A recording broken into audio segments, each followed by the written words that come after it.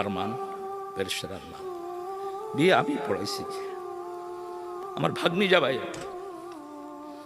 6 মাসের মেয়েকে তার বুক থেকে ছিনিয়ে ফেলে দিয়ে ওকে টেনে বের করে নিয়ে যাওয়া হয়েছে। এখন সেই মেয়ের বয়স 8.5 বছর, সে আব্বাকে চিনে না।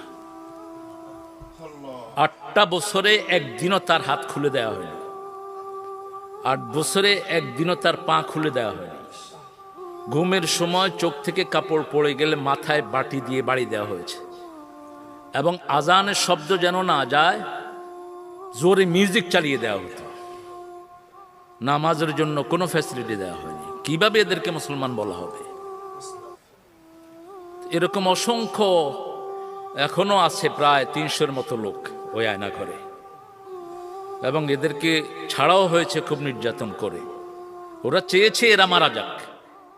আরমানকে যখন ছাড়ে রাত্রে 10:30টার সময় তাকে চোখ বন্ধ হাত বন্ধ, তার পিছনের চুলের হালকা ঝুঁটি ধরে এনে তাকে আছাড় মেরে নিচে ফেলানো হয়েছে। এরপরে তার পিঠের উপর 2 জনকে বসিয়ে দেওয়া হয়েছে। ও মনে করছে যে এখন তারা জবাই করবে, আমি লাইভে আসবো তাকে নিয়ে। তো এরপরে সে বলছে, মামা ওখান থেকে মুখ বন্ধ হাত বন্ধ বলছে, কোথায় আছোস, কোথায় যাবি, কিচ্ছু বলতে পারবি না।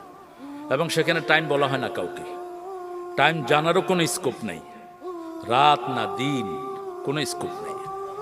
এবং প্রত্যেক দিনই খাওয়ার ভিতরে বিষ দেওয়া হতো, পয়জন। তো আল্লাহ তার উপরে এহসান করেছে,